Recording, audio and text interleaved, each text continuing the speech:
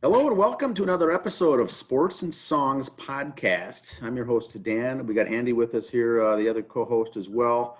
Today is April 10th, 2021, and we're on episode 20 here in season 2, episode 20. How you doing today, Andy? I'm okay. Recovering from last night. It was well past my bedtime when we got home, but I'm sure it was. For the listeners out there, Andy and I both attended the Heartless show. It's a Heart tribute band. First time at the Medina in over a year, I think. Things starting to open up here, and it was nice to get back and see a concert, a live concert. Even though there were tables, set up with chairs for 4, no standing. Everything was 6 feet apart, but it was nice. I posted some images about the show that I took in a photo album on our Facebook page. So those are out there for the viewers to look at. But we had a good time. I was impressed. yeah, some folks it looked like at the end of the concert did not understand the no standing 6 feet apart. I saw security had to advise them of the door, so it was nice they kept it all in check. Medina did a great job pulling it off. I thought it was good. The Good bands sound. did awesome. Good sound, good acoustics. Yep. I think they played, 60, 70 minutes? Yep. And then there Sounded was great. A little break, and then the main show came on with, what's the name of the band? Arena. Came on and played the main part of the show. But Arena. They were good too. They played a lot of cover songs and threw in 5 or 6 of their own original music. I'm not familiar with their work, so I didn't know those, but they pulled off a couple Led Zeppelin songs. Yep. They played some good music, but boy, the Heartless show was my favorite. I'm a fan of Heart. I know you are, and Yep. Boy, they played some really good 70s, very good 80s. Threw a couple 90s songs in there, going back the decades. Lead singer, very good on the vocals, very talented. Nice mix too. They didn't go in order like from 70s through. They didn't go in catalog order. They mixed it up. That was nice. I like that. Yeah, it was all intermixed. Yep, they did a great job. They kept it flowing. Crowd seemed in it. And I'm not just saying this to kiss up to anybody. It seemed like more people left after Heartless than because some people come in after the opening acts. There's the main group. I think the crowd was actually smaller when Arena started than when Heartless started. Maybe it was just me. Maybe it was because people had to be escorted out. I don't know. But the crowd was still good for both bands. They were in it. Closed circuit to Arena. You got to learn Freebird for next time. You did ask for requests. We asked for Freebird. We got nothing. Yep. A chuckle. That was about it. Something to work on at practice, boys. Just saying. But no, they had a good time interacting with the crowd too. Heartless had a good time. Crowd reaction. They were feeding off the energy, which was nice. You didn't know how it was going to be. Was the crowd going to be fake energy? Was it going to be they'll listen to anything energy? It was really true concert energy. It was kind of fun. And the band, you could tell, was very appreciative of getting out and playing live again. Both bands couldn't, they held up with the pandemic here for the last year or so, and they were excited just to be back on the stage playing in front of a live audience. Kind of like opening day again, in a way. It had that feel to it. They were excited. Yeah, but there was the other band had a female vocalist on the main show, Arena, and then 2 female members in Heartless. The rest were guys. The lead guitarist is fairly new. I think this is his first show with the band. I was looking at their page beforehand. They still have the other guy pictured in there. They don't have it updated. And then they've got some good keyboards, good bass, good drums, and good show. I was excited to be there. So yeah, the sound was great from both bands. They both sounded really good. Like I said, there was no stage rust, if you will. They sounded like they did this yesterday and the day before, like they've been doing all along. So that's the part that impressed me the most on both bands. How there was no stage rust. It didn't sound. I didn't hear it anyway. Yeah. But I thought they did a great job. Very impressed with the show. Looking forward to I think it's September they're coming back. Heartless will be at Medina again. So they also play. I know they're very popular in Stillwater. Yes. As well. So we'll keep everyone abreast of the upcoming shows for them. I certainly want to see them myself a second time. Medina is just such a great venue, first of all. Yep. Roberts downstairs, like we've done before. I've said before, if you're gonna do it right. Spend all your money in that little 2-mile radius. You eat at Roberts downstairs. You go upstairs for the concert. You walk across the parking lot to the inn if you want to stay there for the night. So it's all right there. You don't have to like go 2 blocks down for a room. You go across the parking lot and stay. You're not Ubering it. It's all within distance. I ate first time at Roberts. I like that. They did a whole bunch of remodeling there as well. Loved it. And the best part, Andy, is that it was a Friday night. I'm not a big fan of going to concerts on midweek, but the Friday, Saturday night shows are the best, and this exceeded my expectations. Yep. It's a good time down there. The whole group, everywhere from Roberts up to the stage place upstairs, they all treat everybody decently too. Security kind of let some people do a little standing, but towards the end of the night, I think a few people had enjoyed too many cocktails, and that's why they'd be. It's nice not having to stand in long lines as well at the concessions and everything. So it was a moderate crowd. I don't know how many they had there. As close to sellout as it could be for them. I mean, all the tables seemed to have somebody at it, Yeah. So there was it was a good time. Gold level seating in the center, silver, which we had, and then there was general admission on the outsides. But that's really not a bad seat in the house. No, not really. Live show there. Nope. It's you can get waitress because of the pandemic. You're at a table. Waitresses come by, get your drink orders during the concerts, which is nice. And you can order food if you wanted to from Roberts downstairs, but you don't eat there ahead of time. So here's an image here too. I'm showing from last night. Yeah. The one thing I noticed, I think we all talked about it beforehand they started. 4 guitarists, 2 left-handed, 2 right-handed. Yes. You see one lefty occasionally, 2 lefties on the one side. So it looked pretty good. They did a great job. The stage presence was awesome. I kind of favor the bass and drummer, so I was kind of focusing on them, and they put on a great show. Everybody sounded awesome. Stage presence was great. Can't say enough good words about the job Heartless did. Arena did a good job too. I apologize to them. Not familiar with your independent stuff, your own stuff. I've heard a couple things, but not a lot. So it was kind of, and I enjoyed the songs, but got in more to the covers when he did those later. I was impressed with the covers. Very, very good. They played them well. They played some tough songs and some. Yeah, they didn't play your cuts. easy covers either. Okay, how many times do you hear bands say they're gonna do a Kiss song? They do "Heaven's on Fire." So they pull out not per se the B-sides, but the other songs. Yeah, the Def Leppard "Let It Go." Yeah, was a surprise, and I don't think I've ever heard that in concert at all, and they pulled it off. Yeah, they did a good job. But let's get on with the regularly scheduled programming. We'll start off. Do you got a trivia question this week, sir? Yes. Trivia question for this week is, in Major League Baseball, they adopted the DH rule, I think in 1970, maybe 72. Yeah. That's in the American League only. And so the DH rule really means that the teams have the opportunity to use a DH if they want to, or decline it and have the pitcher hit. But the pitchers never hit in the American League. It was done this week, Andy. It was done in the Angels game with Otari. How do you say his last name? Otari. Yeah, that sounds right. Yeah. So he's a very good hitter, slugger, and pitcher. And he is the starting pitcher. And they thought because of his talent, we're going to place him in the batting order, number 3. I think he was batting the 2 hole. And they went with no DH, and it made big news. It's never or hasn't been done. And he went on to hit a home run. And what's the key stat of that game? Before I get to the trivia question, what's the key stat of what Ohtani did in that single game, Andy? It relates to the number 100.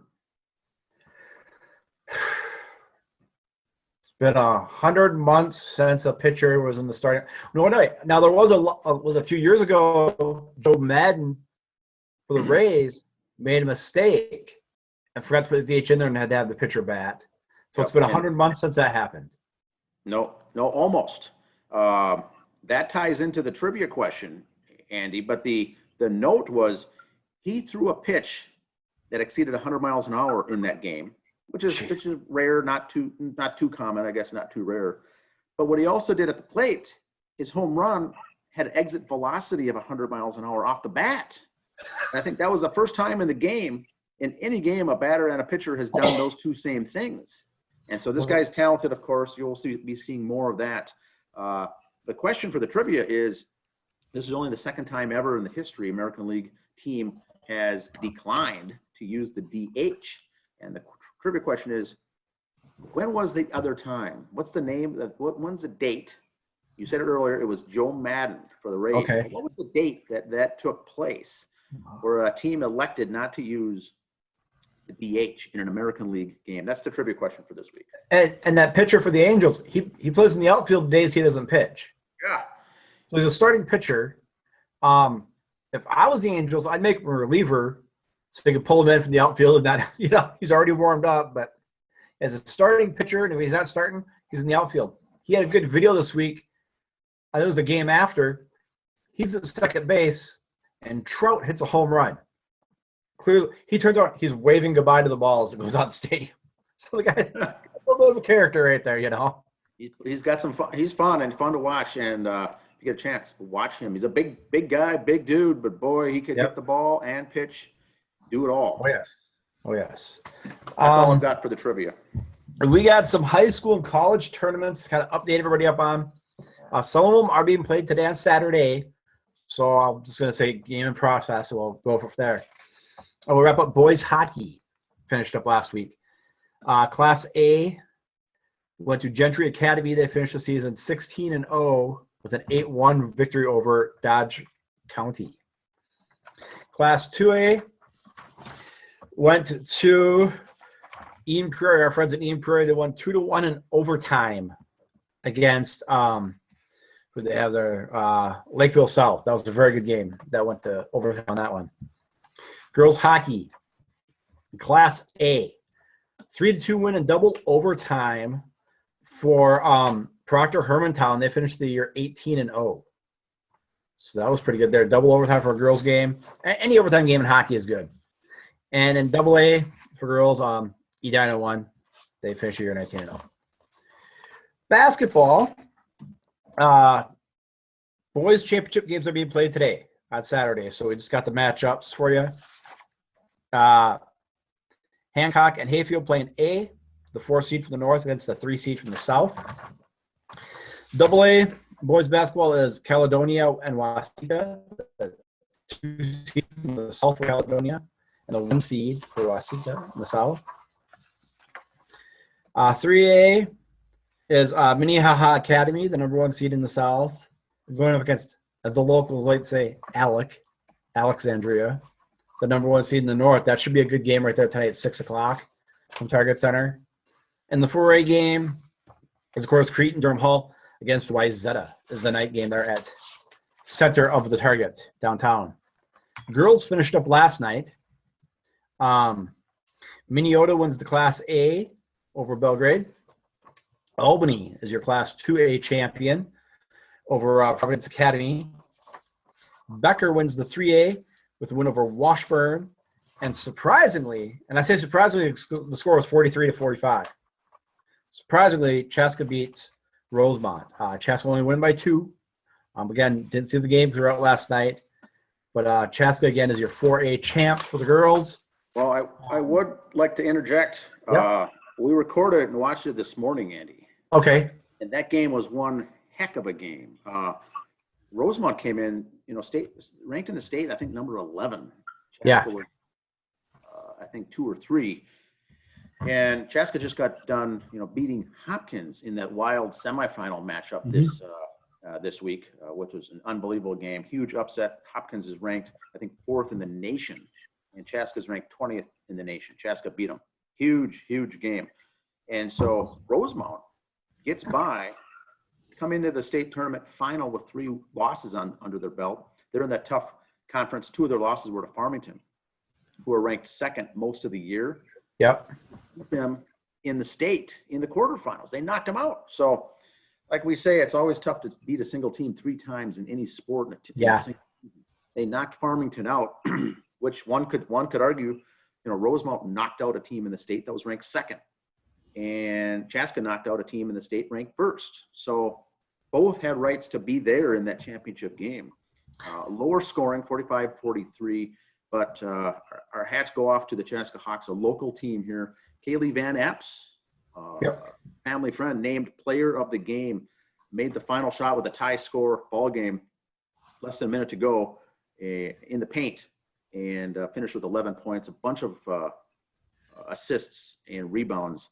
And once again, hats off to her, player of the game. She was all-state honorable mention as well. But boy, with Mallory Heyer there and Kennedy Sanders, Willems, and also hats off to Coach Tara Siefert. 250 career wins, 3rd time going to state, 1st time ever winning it. So hats off to the ladies. Try to watch that game if you get a chance. There were some good tweets on there as well as the game was going on. Very emotional, good game to end on a high note for the seniors, especially Kaylee Van Epps. When Hopkins, Lehigh next year. When Hopkins lost in the semis, they had 75 wins in a row or something like that, 76 wins in a row. 78. 8. If they would have won it, they would have broke the record held by Foston, nice smaller school up north. But that's what I like with the state when they say records for most wins in a row. They didn't say, well, they had the most wins for a 4A team. Like we said here before for college or high school, I don't care if you're 1A or 4A. A 12-game winning streak's awesome, okay? These guys won 70 games, okay? So I don't care what level you're playing. That's it's great. It's incredible. 78-game winning streak. It started off, back when Paige Beckers was playing with them. They've won 78 games, tied the state record that Foston had. Got beat. Chaska beat them, snapped the record. And the nice thing about college, high school sports, once again, a nice tweet from Foston. The Foston High School said, "Much respect. Way to go." Yep. It's always tough to lose that game after a big stretch like that, but they said, "Much respect." They've been there. 78 games is ridiculous. Now I know the Miami Dolphins, the few players that are still alive for the Miami Dolphins undefeated team, always send bottles of champagne to the team that, like if someone has like Eli Manning in the Super Bowl, they sent them some champagne and stuff like that. The team that stops the ones like at 10-0 or 11-0, they'll send them a little something. They'll do something like that. It's always fun with that. But boy, the 78 games for the Hopkins players, that is unreal, and they shouldn't be let down or feel bad about that. They've got a heck of a team there. Chaska's going to lose, I think, 2 seniors. They've got a very good junior going to commit to the University of Minnesota Gophers, and then a good 10th grader and some good underclassmen as well. So they're going to be ranked way up there, probably start off the season number 1 for next season. And it'll be fun to watch these teams. Rosemount really looked good, and they got a good group. They're in that tough conference as well. They got Farmington twice a year they got to face. That's some good competition out there. I was watching some of the boys this week too, and I noticed it more for the girls than the boys. Maybe it's the way the stars were aligned, if you will. But a lot of the girls in their starting lineup would have only 1 senior. So you might see a lot of these teams back next year too. So well, Hopkins didn't have, I don't think, a single senior starter on the team. So talk about tough. They are going to be tough. Now for Class 3A, I want to throw this in here. Marshall was ranked 1 the whole year. Them and Becker, I think, were ranked in the top. Yeah, they have an undefeated season. They got beat. And you know what? Becker beat them, but the 3 losses that Becker had this season are misleading because they went out of their way to schedule games against 4A big school. They took on Hopkins, and they said, they went above their weight class. They wrestled out of their weight class just to get games in. They did, and they are a tough squad, and so that's Becker, and we think, Marshall's tough. And boy, Becker, that's some good basketball all around the state. And who won was it Minneota Class A? Yep. That Class A title game was between 2 undefeated teams, ranked 1 versus a ranked 2 in the state for the final. Love that. Love that. That's the way it's supposed to be. That's the way they hope it lines up. It does. That's so awesome. We have men's NCAA hockey championship today. St. Cloud State, a nice come from behind win against the Mavericks to advance the championship, and UMass beat the Bulldogs in Duluth, who could have gone for a three-peat this year. But UMass beat them, and UMass is the team that beat Bemidji State. So as hard as it is to say, I will be cheering for St. Cloud State today watching that game. Not real loud, though. I don't want the neighbors to hear it or people to take it the wrong way. And then congratulations again to Stanford and Baylor, women and men's NCAA basketball champions there. Congrats to them. Pro baseball, a little nugget. Andy's trivia question, if you will. Joe Musgrove threw last night for the Padres. And last year for the Cubs, September 13th, Alec Mills threw a no-hitter. What do those two guys have in common? Cubs pitcher Alec Mills throws a no-hitter last year, September 13th. And then Joe Musgrove for the Padres, ex-Pirate, throws one last night. Victor Carrington's the thing in common. He was the catcher in both games. So he's the first guy ever to throw to catch back-to-back or consecutive no-hitters, I guess. I don't know what the term would be, but with two different teams. So I think this catcher's contract's going to go up a little bit. He's got a little something special. But no-hitter last night for the Padres. Musgrove throws it. We don't hear that West Coast scores right away sometimes. It's still in progress if you read the newspaper and stuff like that. But the catchers called back-to-back no-hitters. And what it was, like I said, end of September or mid-September. This is the beginning of the year, so pretty close. Other sports news before we get back to the baseball stuff. NASCAR tonight out in Martinsville, the Blue Emu Maximum Pain Relief 500. I think they're targeting us old guys there on that one. 6:30 time here in Minnesota. FS1 is going to be on. So there's your NASCAR update. They're working on some rain tires. They want to do some of the guys they want to have them be able to race in rain. I don't like driving 65 down the freeway in the rain. These guys are going almost 200 miles an hour, so we'll see. A little AEW wrestling because baseball's going to kind of wordy, so I'll kind of back burner that right now. I like AEW wrestling. I pep it here a lot. They kind of go 3 steps forward, 1 step back every now and then. They'll have a few good shows in a row, and then just an egg. I think last Wednesday was just an egg. Really bad, really readable. And they have too many factions. And what I mean by faction in wrestling is, for us older folks, remember the AEW with the Bobby Heenan family, the Heenan family? That's what a faction is, a manager and a group, or just a group of guys. It seems like all but like 2 guys are in a faction down there right now. You got too many of them. Kind of loses its coolness of being in a faction or watching a faction come out. Everyone's got one. Some are like, oh, we put these 3 guys together or 6 guys together. I'm just calling them a faction. Well, they're not that good anyway. So you're kind of wasting time, ruining storylines with that. So just ease up on them a little bit. Let's not keep starting more. But AEW wrestling is getting pretty good again. Like I said, just last week's show was just, I think, you run out of ideas for a while. Everyone has a bad day. They're in a bad stump right now, so we'll get going with that. The New York Mets. You've heard the story of Steve Carlton, lefty, was 8-16 one year and still got the Cy Young. Because he still had incredible strikeouts and ERA. He just wasn't getting run support. Jacob deGrom of the Mets. His ERA since 2018 in 77 games is 2.07. The Mets' record in those games was 36-41. Our boy Trevor May helped him lose a lead this year. Or Trevor May's helped lose leads this year. His got ERA 7. DeGrom didn't get a win on opening day. Well, the Mets opening day anyway, 3 days late.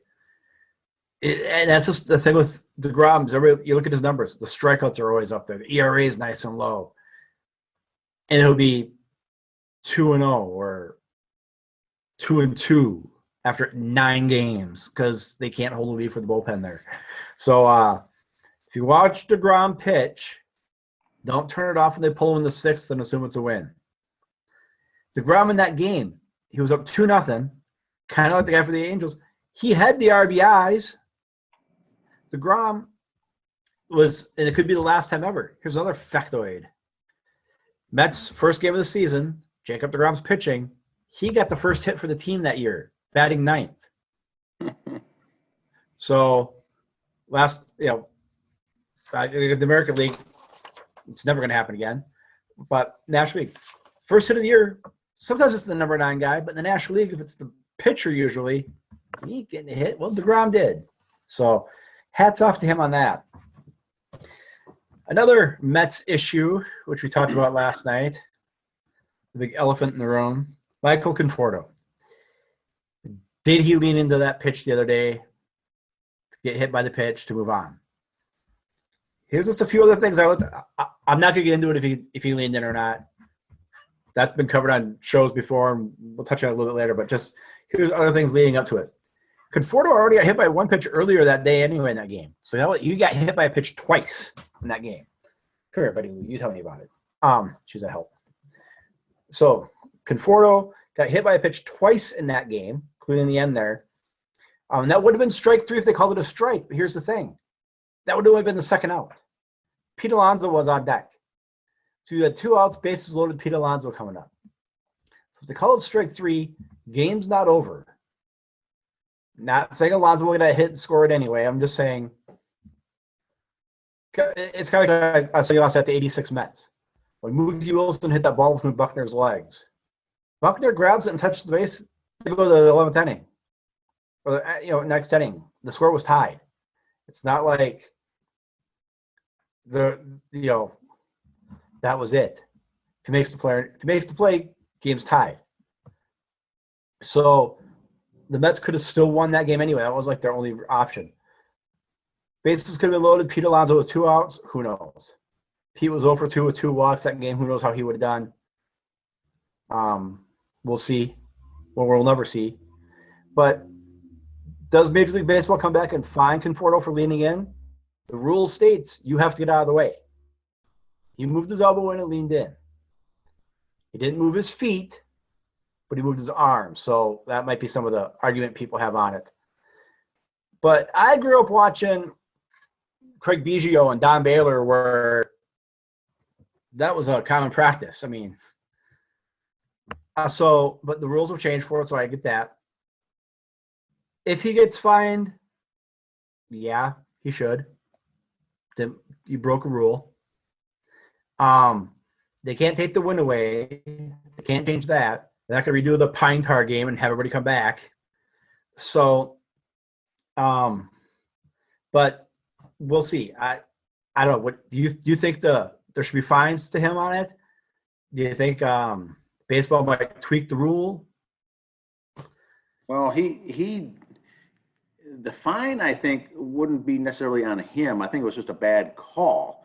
Okay. He was doing what he was instinctively wanted to do, was lean in and win that game and get hit by a pitch. Now, he was also not in the batter's box. He was standing in the batter's box, and the ball didn't – the flight of the ball, if it hits you in the batter's box, you can stay there all you want and get hit.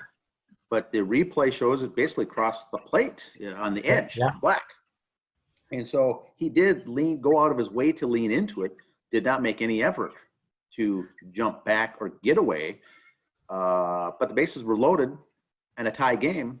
They won the game on a walk-off because of that. My thinking was more, if the ump made a bad call, is it reviewable and could they have reviewed it? And they did. Well, here's the ump didn't make a bad call away because he originally said strike 3. Conforto pointed to his elbow pad. He gave him first base. Then they went to New York to review it. And they said. And then that's where I was, I didn't like it because they reviewed it and they had to look at the different angles. And that's where it should have been corrected and called strike 3, I think. And then they didn't overturn it. They didn't overturn the call. And so it ended that way. That's what left everyone on a sour note. Yeah. I don't think personally a fine for Conforto if anything, the people that screwed up was the taking it back to New York and not overruling it. There was, I think, clearly enough evidence to overturn that call, I think. And but it's a bad way to end the game like that. Yeah. Even as a Mets fan, I didn't like it. I mean, Oh. I'll take the W, but you know what? I didn't like it. But the happiest man in this whole situation right now is Angel Hernandez, the umpire, because now he's not the last guy who made a stupid call. It's kind of like George Bush is happy that everybody blames Trump for stuff now, not him. You know, it's like somebody else did something bad. You know, So- if the pitcher with the bases loaded and on a tie game with the bases loaded and the ball gets away and he throws it at the player, and whether he chooses to get out of the way or not, and it hits him and drills him, even as a mistake, I can see that then the game does end. You don't like to end it that way, but it is what it is. Here, the pitcher didn't do anything wrong. He threw a strike. Yeah. So now he gets the loss. They actually review it and find out that it wasn't really the pitcher's fault. The batter was at fault, but I think it was the ruling is the thing that I didn't like about it. Then it really makes it bad to end a game like that when it wasn't even in the batter's box. Yeah. Now he actually threw a strike.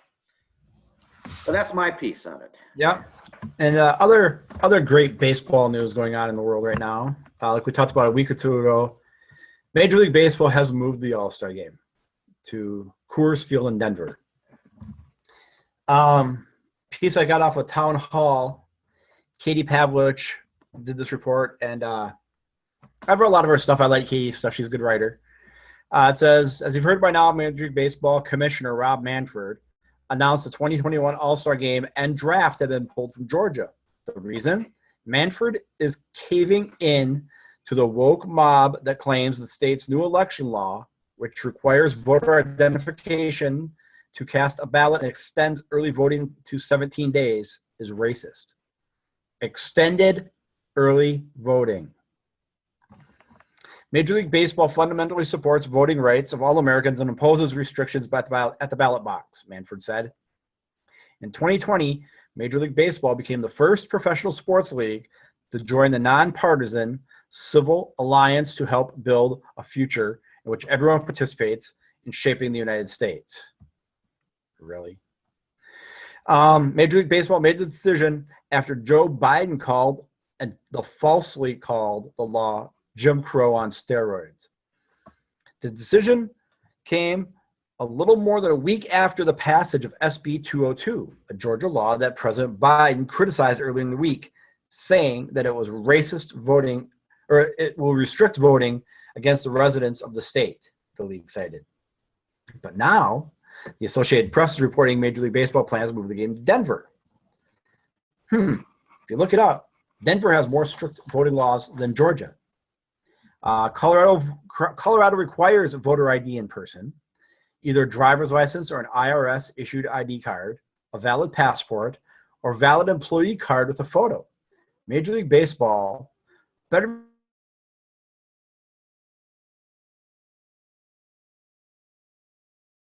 Cut out there for a sec, Andy. Hello?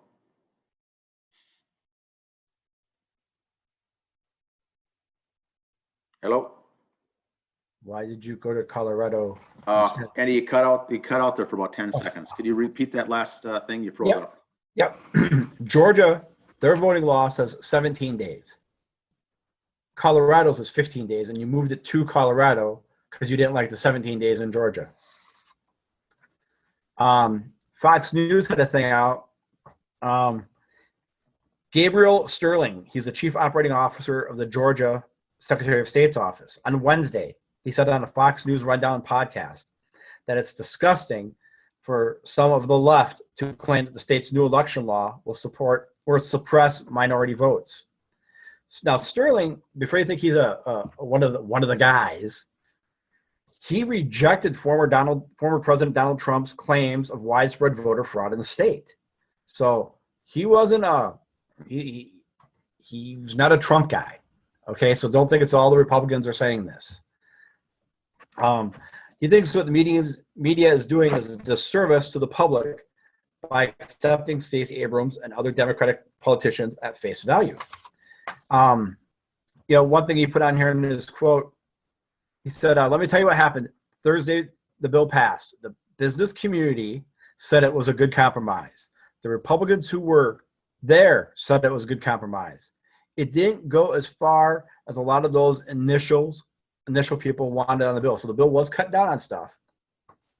But what happened was Stacey Abrams got her group into a conference call with the press and said, no, make no mistake, this is Jim Crow 2.0. So the bill hadn't really been passed yet.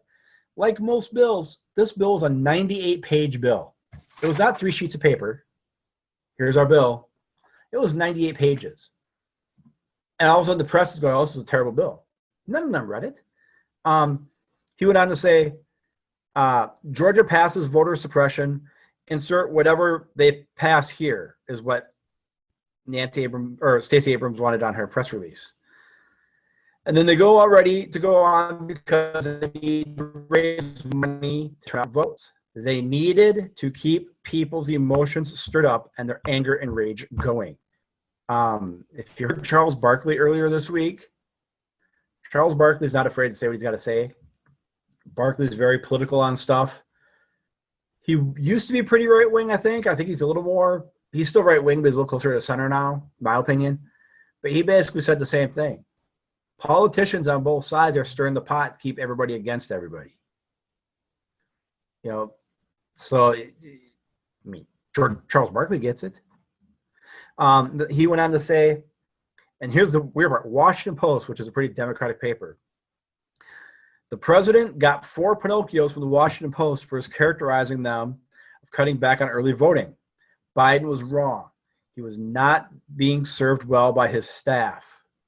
So these people are getting just bad notes and going with it. The GOP put out a couple days ago, moving the Major League Baseball game will result in a $100 million economy loss in Cobb County. That's where Atlanta is. This is a huge loss for Georgia and many of the state's minority-owned businesses in that area, all because of lies that Joe Biden had. So they're going off 2 words in a bill and running with it and not reading the rest of it. You've just cost businesses in Atlanta $100 million for that weekend for the All-Star game.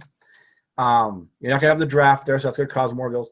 So poor Mr. Hotel owner, poor Mrs. Restaurant owner all lose out because you guys got your undies in a bundle over a little law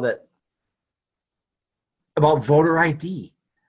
Major League Baseball is according to the commissioner's office, they want to support voter ID. You don't need a voter ID, I don't know the exact numbers, but I'm pretty sure about 75% of Major League Baseball players don't even vote in this country because they're not citizens here. Just saying. 50 to 75%, I'll say. And now I say baseball players, I'm including staff, minor league players, all this other stuff. How many go to their other countries where they live during the off season and this and that and aren't here for the elections? So that's what's hard for me is I want to know why they picked Colorado so quickly too. Like we said, their numbers for voter laws are worse than Atlanta.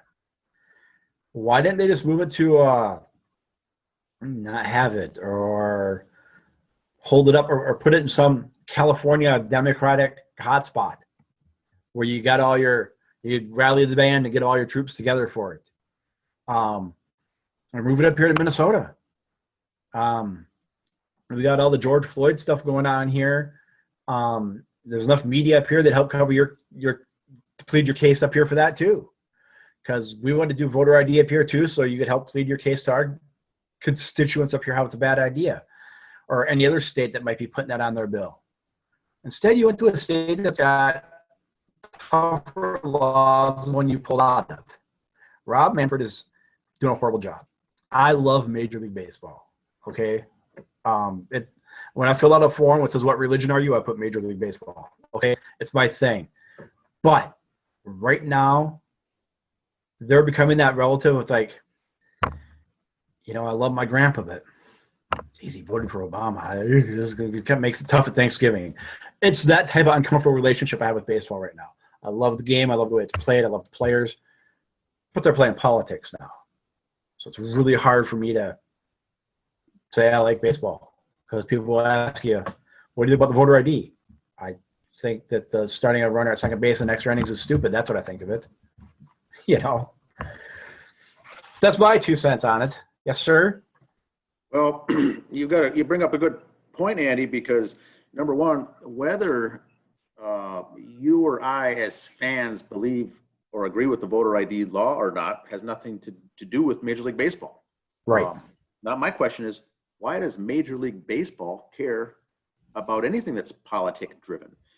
That's not their role. I don't care if the managers, owners, or executives of Major League Baseball do have a problem or not with voter ID. Why do they got to bring it to the limelight and make a big decision based on their beliefs? Where I think it comes in from, it's the push from the corporate executives, the ads, where the ads are coming from, and the people placing the ads for Major League Baseball are swaying the management to say you should be making these decisions, and then what they're doing is caving to that, and that's the problem. That's why are they caving to anything? Why are they doing this? Whether you agree with Black Lives Matter BLM movement or not, I don't feel that should be painted on the back of the mound for each game. No. The BLM. Well, why is that even there? Well, like I said last, if you like it or not, it doesn't matter. Why is it in Major League Baseball? So that's the same thing. I love the sport. I like Major League Baseball. Do I agree with what they're doing and where it's going? No. And to get back to the BLM logo on the mound, okay, I got 2 different points on that. If they want to do that for 1 week of the season, okay, great. But then maybe for the next week of the season, put down POWMIA for a week, or put down cancer awareness for a week, or stop child trafficking for a week. Put a different cause of the week on there. Or I got no problem with that. I noticed last year in the playoffs, kind of like they could do, like on football, they could put little grids on the field for the field goals, how far out and that. And I noticed it for hockey, they could put little advertisements on the ice with their computers. So it's that way you could change ads on the ice. They had different ads. The games on TBS for the playoffs last year had different ad on the mound for different TV shows every inning. So you can make it regional. So when we're watching Twins games here on, was it Bally Sports North now instead of Fox? Yes. Anyway, Bally Sports North, you're watching your Twins games here, or Bally Sports Midwest for St. Louis, or the others. Okay, we could put Target there for a couple innings, and then we could put, whatever else we want to have. Starbucks can advertise there if they want, or Mauer Chevrolet can advertise there for a couple innings. If you want to do that, great. Or if you're going to actually put something on the field so everybody sees it, the fans and the crowd too, great. But do a different sponsor every couple weeks. Mix it up.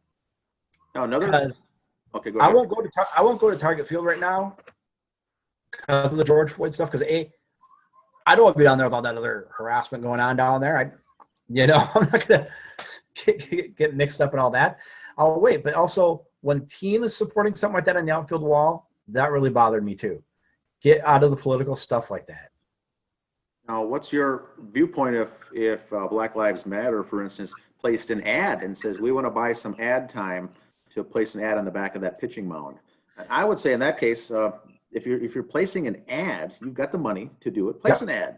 But the question is, they're not doing it as an advertisement. They're doing it for goodwill. Right. And it's backfiring. Like you said, you get a predominantly black city, Atlanta. Yep. You're now proving that you're not racist, and you're moving to the game to Denver, which is predominantly white. And so you've already backfired, and you're pulling the money out of that Atlanta and putting it all in Denver. And like you said, they came to that conclusion awfully fast. I think you hold this thing, if you want to play the political card, why not hold it in Minneapolis at Target Field, where you've got all this kind of gaslighting going on anyway. Right.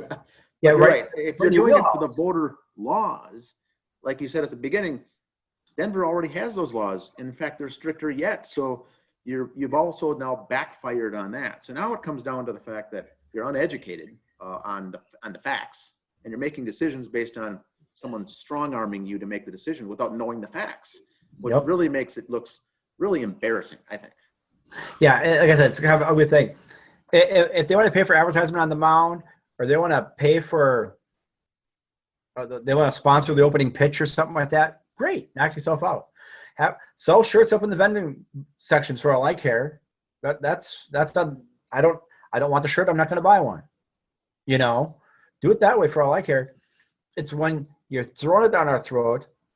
The baseball's putting it out there, saying, "Look, we support this." Is what you're saying. Don't support political movements, baseball or football, or because that's what really drove me nuts with the NBA and the bubble last year. They had all their all their sports like that. That's why I couldn't watch, because that's not why I watch basketball. To see, I want to know. I don't watch a sporting event to find out who I should vote for or to find out what cause I should donate my money to or get behind. Okay, I watch a sporting event to see great athletes, to see entertainment. And some people, and Andy, some people, I think, and you're one of them, and so am I, that you'll watch a sporting event on purpose to get away from that. Yes, we've said that. The reason you watch it because you get shut off from all the propaganda. Yeah, we say that out here all the time. That's why I watch sports, is to get away from that. I don't want to be reminded of it. I mean, you know, you don't hold an AA meeting at a bar. You know, I don't want to be rallied up around a whole bunch of people with hate causes or any other causes, as I'm trying to get away from watching it on the news I just saw earlier of all the horrible stuff going on. But yeah, baseball, you messed up. You messed up Rob Manfred. And here's the other thing. I missed a memo somewhere when before Manfred came in, it was the office of commissioner. Even though they had a guy in the commissioner's role, it was always the office of commissioner. But now he's there, it's just the commissioner.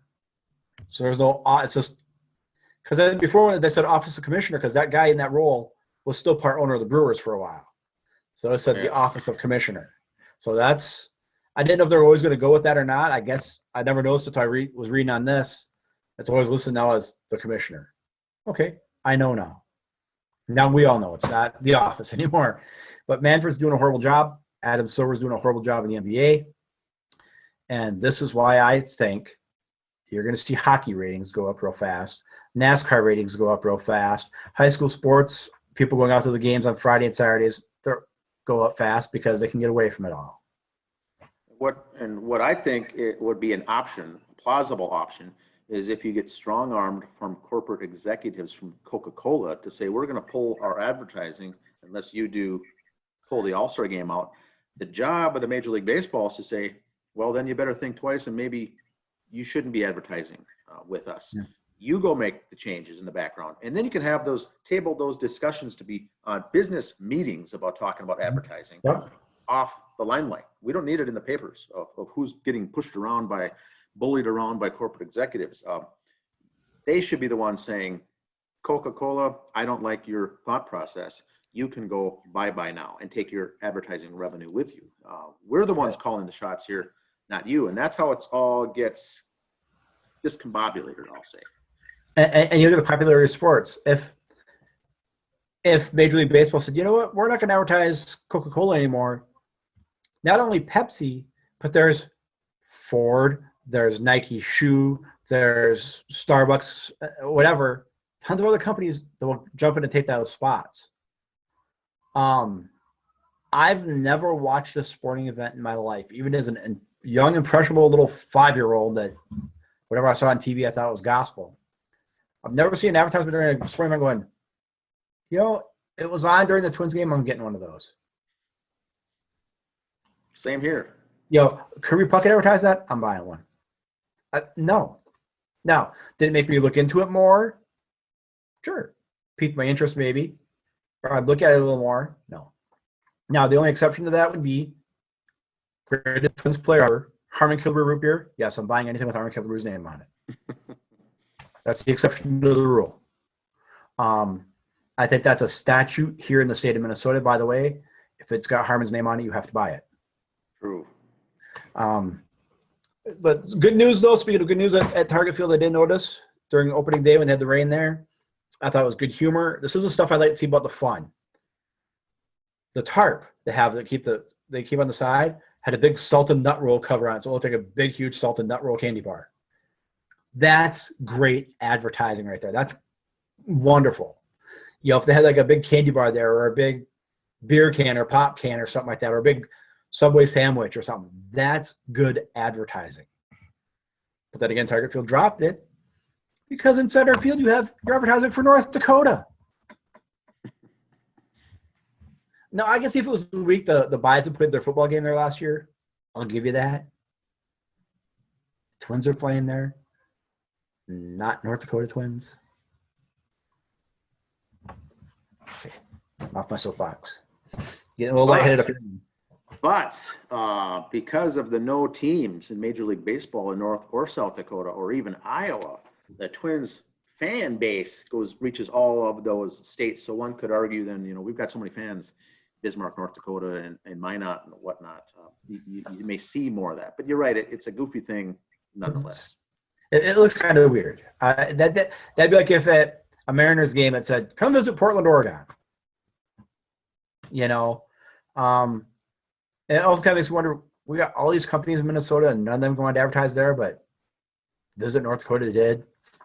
It'd be like Boston, Fenway Park in Boston having a big ad saying, come to the Big Apple to visit New York City. Yes. You wouldn't. Green Monster, On the Green Monster. It's goofy. Yes. But that's it's all good. It's all good, and it's all food for thought too for the listeners out there. I don't care what you think or what you believe, but it's all something to think either about. way on it. I'm not picking a side either way. I think it's silly the reasons they moved the All-Star game. Oh, especially when we just listed how they failed. Yeah. I'm not saying I'm for or against the bill. I'm not saying Correct. that at all. That's a different podcast for a different day. I'm just saying that's a stupid reason to move a game. Now, if it was union strikes and union policies and the government got involved because they get involved with other companies and unions, okay, I guess I could live with that. This is no reason to move a baseball game. Anyway, I think I'm going to save my person of the week. I'm going to save for my Tuesday show. We've gone kind of long here on this. So a little teaser for you on Tuesday on Instagram. Sam Kinison. Oh. Sam Kinison will be the person of the week. I'm going to do that on Tuesday's show. We're running a little long here. So today is the anniversary. It was 1992, April 10th, when Sam Kinison was killed in a car accident. Say what you will about the man. Very funny, very odd life growing up, but a decent guy. Very inspirational for me. I was 22 at the time. 18 to 22 when he was popular for me, my age. So very important part, not important part of my life. The movies I watched, the comedy I watched, the music I listened to, he was involved in that. So I saw him a lot. I laughed a lot at Sam Kinison. He helped me forget issues or laugh at issues. That'll be Tuesday on Instagram. You'll see that there. Trivia answer. The question was the American League DH rule has come into effect, and they've always used it, but only 2 times have teams elected not to. One was this last week with the Los Angeles Angels electing to use their pitcher to bat in the number 2 position in an actual game, and they did that on purpose. But only one other time it was used where a team elected not to use a pitcher, and it was done. The answer is May 17th, 2009. Now, Joe Madden for the Tampa Bay Rays submitted his lineup, and he had the mistake in the lineup card. And so in his particular situation, he had 2 third basemen in the game and submitted it as the official lineup card. No DH, no pitcher, but 2 third basemen batting. The other team didn't notice this until the bottom of the first, when the Rays already played the field, and they said that they questioned it, and the official said that, well, whoever went out to play third base that inning is the starter and has to bat in that order. The other third baseman, who was Evan Longoria at the time, oh jeez, had to sit. They said he's ineligible to play, and the batter's got to bat in his position, which was the number 3 hole in the lineup. For the entire game, the pitcher had to bat. And so they argued it, and they said, well, it is what it is. You submitted a lineup without a DH on it. It's not our fault that you submitted a lineup with 2 third basemen on it, but when you submit that lineup card, it's official. When it's in the official's hand, you can't change it. So the other team, they're playing, I think, the Indians. And so they said they're going to challenge it. So batter had to bat, starting pitcher had to bat in the 3 hole. Ended up going 1 for 3 with the double that game. Pulled in the 7th inning. which is kind of funny. But that's the only other time it happened, 2009 and now 2021. But in the 7th inning, the pitcher comes out. Joe Madden now inserts Evan Longoria to play the outfield and bat in that position where he was supposed to, and they let that play.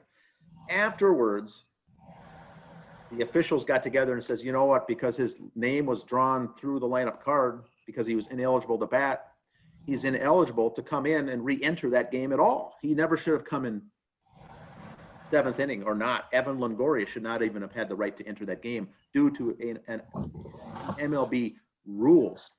Like I said, he came in, the game didn't matter. He played the outfield and got a couple of bats at the end. But because Joe Madden, very good manager, but made a mistake, and that's the only 2 times this has ever happened where the pitcher in the American League had to bat, because in that game, Joe Madden, under the rules, basically said we are electing not to use a DH by the way he submitted his lineup. Not even on purpose, but that's a fun factoid for the week. Two similar stories to that is there was a Twins game years ago, extra innings, and they had someone, a larger, older DH got a pinch hit. And like, well, should we put a pinch runner in? And Tom Kelly decided to put Rick Aguilera in, a relief pitcher, because it was the DH's spot. So we put Aguilera in the pinch run because he goes, well, Aguilera used to play in the National League, so at least he knows how to hold a bat, he said. Now, he ended up coming scoring, didn't matter, but that was the thinking behind that. And before your game about Madden, the Pine Tar game, where they remade, if you go back and look at the lineups they resubmitted for that, I think Billy Martin had like Goose Gossage in right field, Don Mattingly at third base. I mean, he just let the guys play wherever they wanted because it was like the 8th inning on or something like that. So that was kind of a goofy lineup right there. But, yeah, that's the stat I heard. National League batters, right, or the pitcher spot has a higher batting average right now than the Chicago Cubs. That was like on Thursday or Friday. I saw on Facebook some stat of the week type of thing. So, like I said, DeGrom got the first hit for the Mets. National League pitchers are doing well. Zach Wheeler for the Phillies has got a couple hits, ex-Met. Yeah, they will also. Okay, go ahead. Yeah, so a lot of these teams take – I know the Mets organization, the pitchers, and the Atlanta Braves pitchers have always taken hitting seriously, not just don't get hurt up there. Yeah, they don't take a lot of BP, but they were taking it seriously. They're really trying to hit the ball. They're not just whiffing 3 times to be done and sit down. So I think pretty soon they're getting closer to universal DH, but I could see if the National League digs their heels in and says, no, our boys are batting. We'll see. Yeah, it comes into play, too, on off-season trades as well when it comes to the pitchers, regardless if you're going to a team in the National League or the American League, that they'll think about that. Do they have experience batting? How good are they batting? Yep. And maybe the trade won't go through if a pitcher, how they are batting. And so that comes into play where it doesn't on other positions. Or a pitcher later in his career wants to pitch just in the American League so he doesn't have to bat. Mm-hmm. Sure. You know. But album of the week, sir. The album of the week this week is Saliva. Saliva. The album is called Back Into Your System. Here it is here. I'll bring it up. Back Into Your System is a 3rd studio album by American rock band Saliva. It reached number 19 on the Billboard 200, certified gold. Back Into Your System spawned the first single named Always in late 2002 and reached number 51 on the Billboard Hot 100 and actually reached number 1 on the Modern Rock Track chart. The second single, Rest in Pieces, making the Billboard charts in 2003 and later launched their 3rd single, Raise Up, to reach number 29 on the chart. So this was released November 12, 2002. It's considered alternative metal or new metal even. 48 minutes, 43 seconds long, released on Island Records with producer Bob Marlette. Now, I'll go through the songs here. It'll have some interest here. I'm sure a lot of listeners may not like this band or even have heard this album, but it's got some good songs on it. More than likely songs on it that you know that you just don't know, that you've heard of before, that you weren't familiar, that came from this band. This group was based out of Memphis, rock and rollers from Memphis, or M-Town, they'll call it. Track listing, Superstar number 2. That's the second time they did a song called Superstar. It was on their first album, and this was a rehash of that. Song 2, Weight of the World. Song 3, Always. That's their most famous song. That was, Andy, the theme song in the WWE Survivor Series pay-per-view. Did you know that? Yeah. So they got a lot of play there on All-Star Professional Wrestling. Song 4 is the title track, Back Into Your System. And that was lyrics concerned with an in and out relationship. And finally, the guy in the relationship corrects his mistakes and does what he can to get back in with the girlfriend and back into her system. Song 5, All Because of You. Song 6, Raise Up. Raise Up is another popular song. This is played at every Kansas City Chiefs football home game in Arrowhead. Okay. That's the song you hear when you hear if you go to a Chiefs home game and partake in the game there. That's that Raise Up. That'll get everyone in the mood. Very uplifting song. Song 7 is Separated Self. Song 8, Rest in Pieces. Rest in Pieces, written by Nikki Sixx. Co-written, written by Nikki Sixx. Song number 9 is called Storm. Song 10, Holding On. Song 11, Pride. Very heavy song there, very good. It's a U.S. pride song, kind of U.S. military feeling to it. This came out once again 2002, so it had the aftermath of the 9/11 attacks, I think, with that in mind. Song 12, Famous Monsters. I think that's kind of a throwaway song. This is a 48-minute album. Without that last song, it'd be 43, 44 minutes. Probably would have been just fine to release this album with 11 songs. I don't necessarily feel the need that they could have had to throw that in there. Here's the band. Saliva Josie Scott, lead of vocals. Wayne Swinney on lead guitar. Chris Diabaldo, rhythm guitar. Drummer Paul Crosby. And the bass, Dave Novotny. Once again, this album went gold. They toured with Breaking Benjamin and Stone Sour on their tour for this release. Once again, 2002, late 2002, and then 2003 they released this. And boy, I listened to this quite a bit during those years. Good stuff. Some call it, it's probably softer than what some people think. And then some songs are very heavy. It does have plenty of lyrics. There we got the old parental advisory, explicit content. I noticed that on there. I was going to say something, yeah. And that's on there. And if you listen to the songs, rightly so, I think that's one of these kind of reasons they've got that sticker there. It gets pretty vile, but it's also very good. Good album. I like Saliva. This was their third studio album. That's all I got for album of the week. I've heard a lot of times I've heard them is in, not that I've ever been there, but in weight rooms or exercising, guys lifting weights or running. Saliva is a real popular one to have for that. I was reading. That's a good point, Andy. I was on the YouTube page doing the review, listening to some of the music videos and some of these songs, and I always like to take an interest in reading the comments. Yep. All those songs, including "Raise Up," was one of those that a lot of weightlifters said that they use that as motivation to work out. So that was a common theme. Speaking of YouTube, before we go, I was doing some YouTube watching this week, as I usually do. Steel Panther. Remember the band Steel Panther? The whole COVID thing, they all did they're in their Brady Bunch squares. They're doing their singing. They're doing a bunch of Van Halen covers, like David Lee Roth, the genre of Van Halen's doing a pretty good job. So if you're a Steel Panther fan, or you can't remember Steel Panther, or you're a Van Halen fan, check it out. They do it good. They do it tastefully. They don't change all the words to their style or anything. They play it the way it was written. So that's good. That's a good listen. That's my suggestion, my homework. Listen to some Steel Panther. Nice. But that's all I got for this week. Look for our shows on Tuesday and Wednesday, and also leave your comments, questions below, and also requests. See you next week. See ya. All right.